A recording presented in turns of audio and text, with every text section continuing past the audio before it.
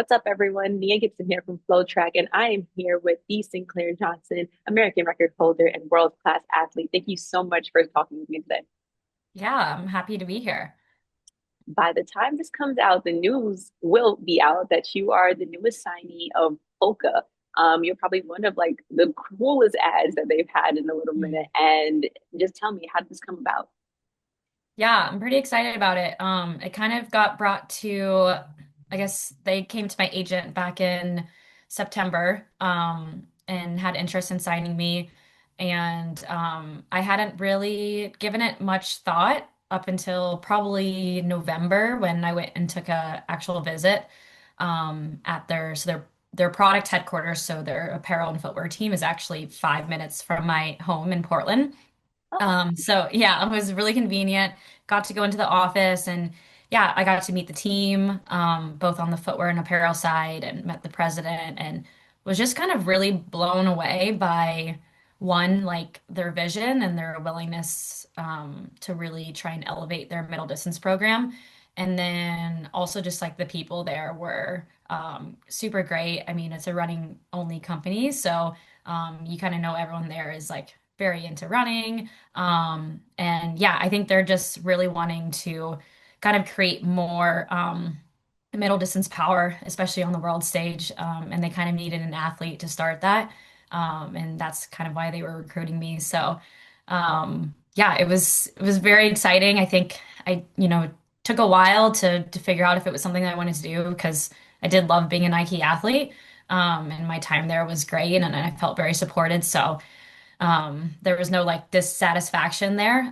It was just kind of about this new opportunity seemed pretty rare and pretty exciting. And yeah, something that I feel like now that I'm getting, towards I would say the second half of my career, I'm kind of more thinking about what kind of legacy I want to leave out there. And this was like an opportunity to really create a legacy with Hoka.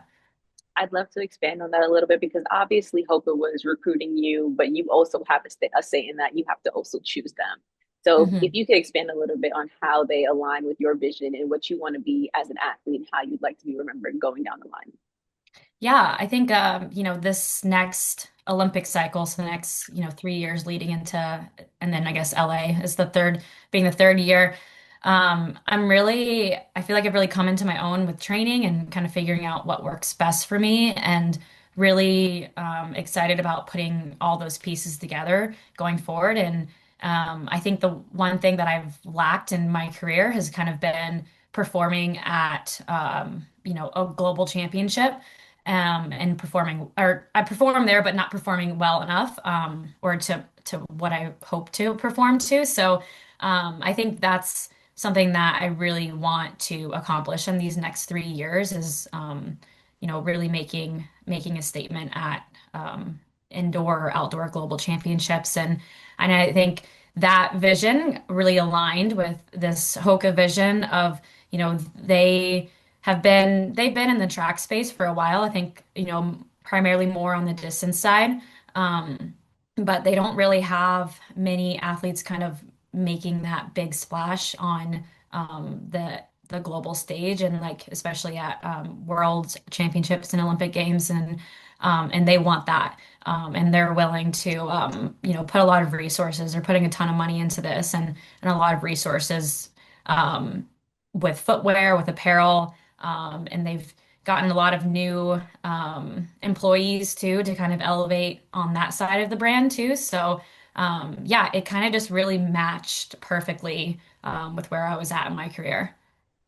I know you mentioned wanting to do more, have more of an impact at like global championships, but nonetheless, you did. I would say you had a really good season last year. Thank you. I mean, American record, that's a subtle flex, right? But how much of your success last year do you think played a role in Hoka wanting to sign you?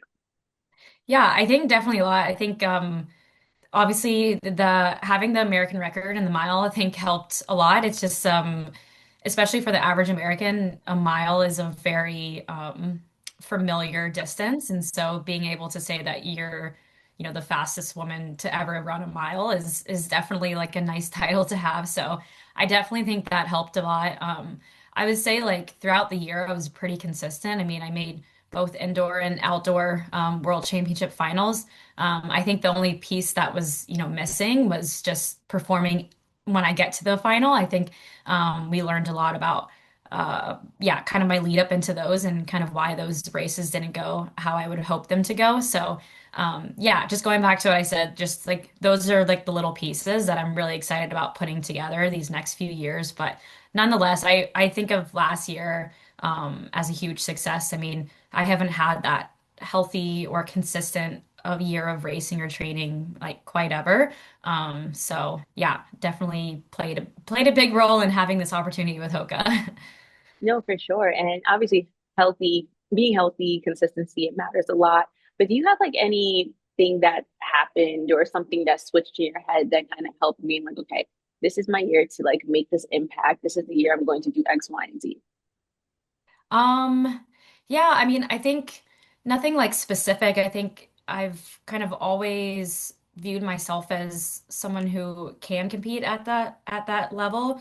And it's really just about kind of the years I was struggling with injury and training. I think just trying to figure out a system that really worked for Mhm. myself. And I think I made a huge change last year by switching coaches and even, my training now looks a lot different than years past. So I think, the mental aspect has always been there. It's just like the actual work that I've done hasn't always matched up with where I'm mentally at. So Mhm. now I feel like those two are kind of coinciding a lot better.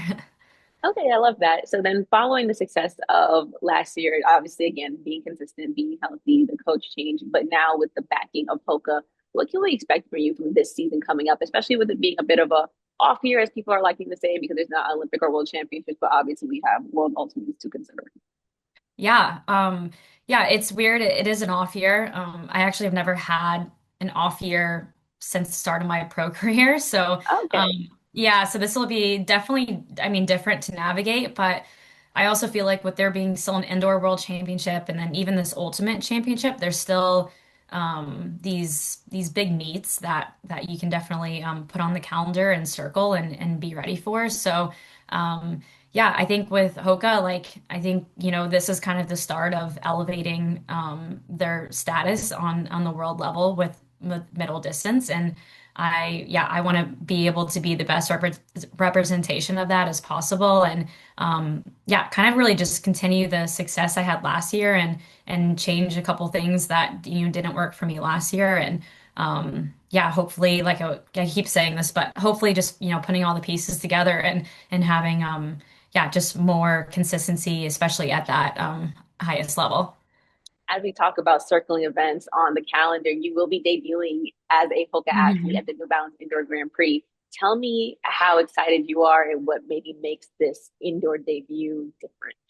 Yeah, I'm super excited. I think, I've been a Nike athlete for 7 years, so this is all new and wearing a new kit and new spikes, and so it's all been very exciting to navigate. So yeah, I mean, just really excited to be able to put on the uniform and call myself a Hoka athlete and race for this company. So yeah, it should be really good. I think, the Boston meet is always bringing really, really good athletes there. So the competition will be there and just really excited to test myself against everybody else.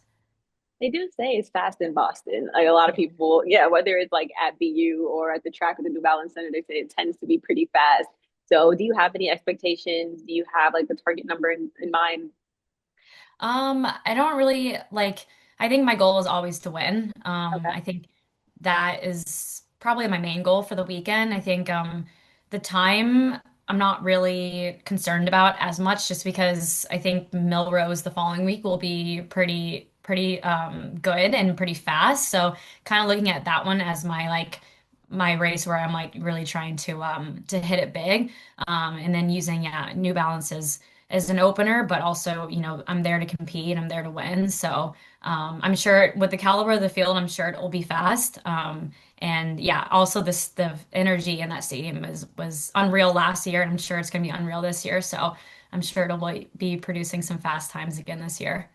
For sure. So, like, what I'm hearing is obviously we have New Balance Indoor Grand Prix coming up. You mentioned Melrose, so I can assume that. Mhm. You mentioned Global Championship, so can I assume USA is indoor?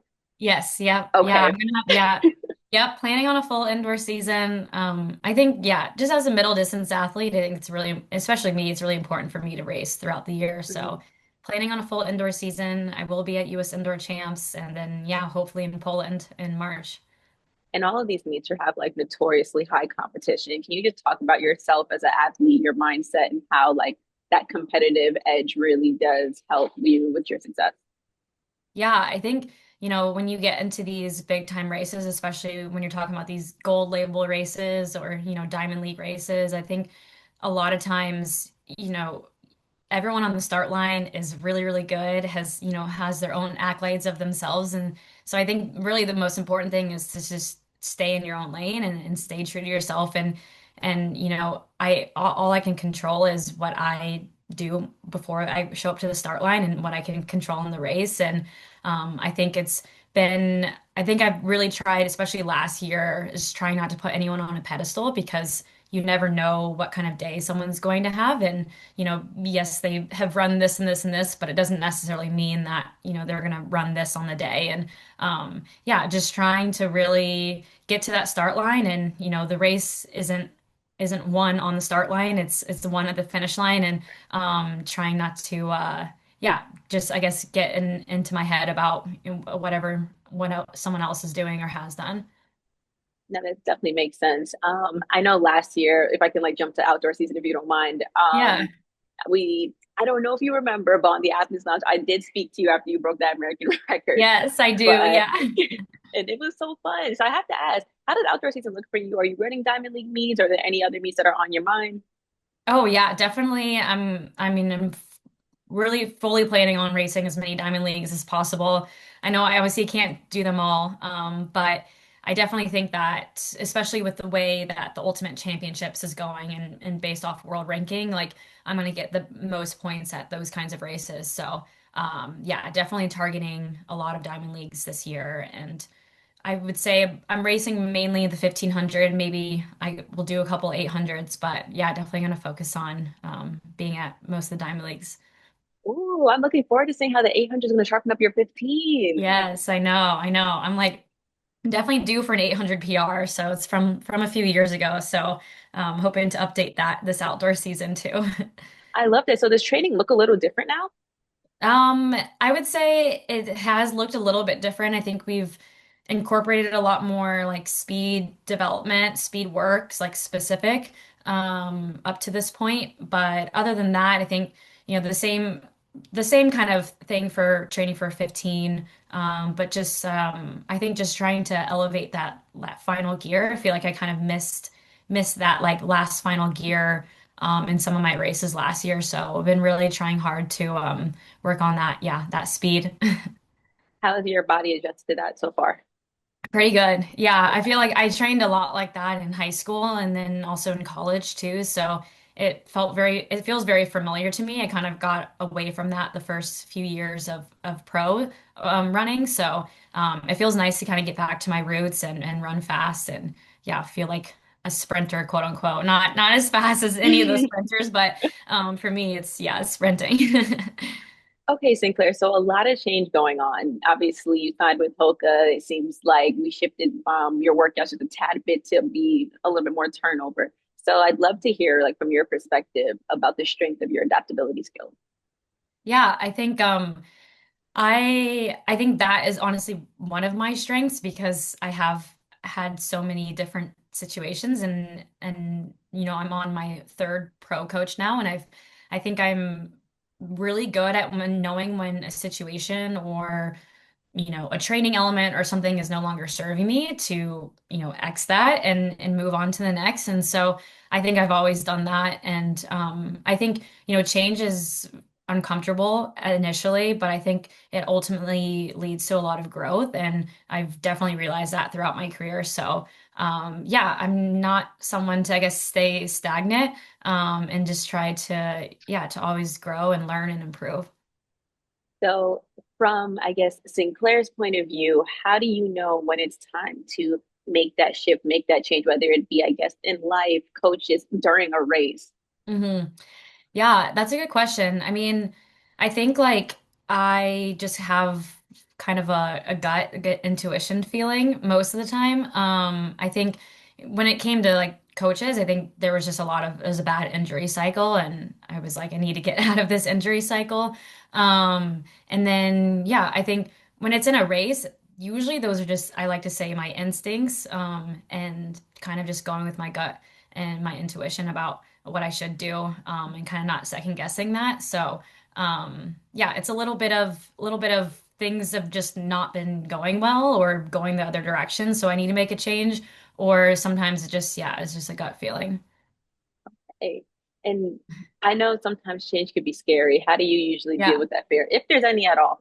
Yeah, I mean, no, it definitely can be. I think just newness is uncomfortable for a bit, while you're adapting. And I think like what really keeps me grounded is I have just such a good support system around me with my fiance, my friends, my parents, and I think they know what to say to me when I am feeling a little bit overwhelmed with change. But yeah, I'm feeling really good about this change specifically. I think, there was some like uncomfortableness in the beginning when I was like, oh no, like I can't, use Nike track anymore and the facilities there. But I think, as time has gone on, it's really just like not that big of a deal, which is what I've learned.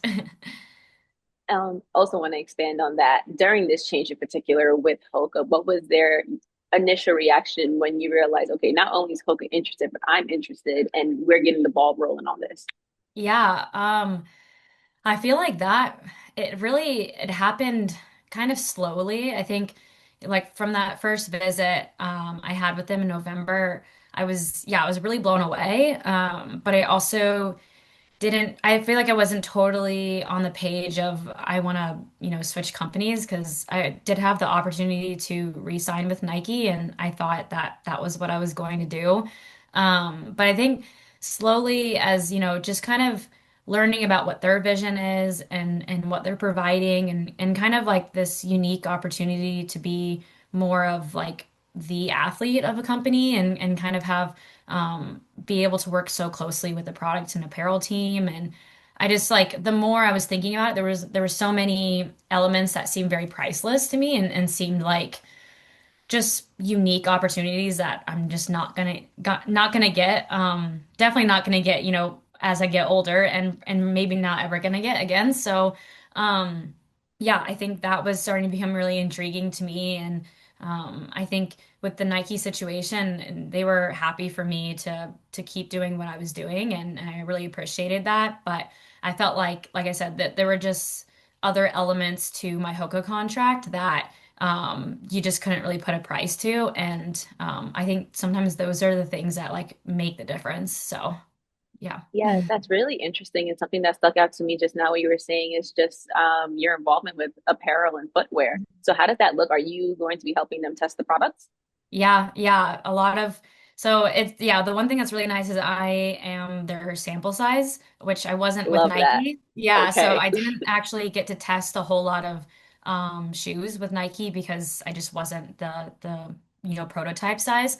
So with Hoka, I'm the prototype size, so I'll be yeah, kind of the first one to test a lot of their footwear. And then even apparel, like I've already gotten sent a couple different materials that they already want me to test. And I've already met with the footwear team like day two of me signing my contract and kind of gave them my whole backstory and what I'm looking for in like the perfect footwear. And they're already like getting to work on that. So I think having that has been it feels a little bit like, oh my gosh, I don't know if I deserve this type thing just because I've just never gotten this kind of treatment before.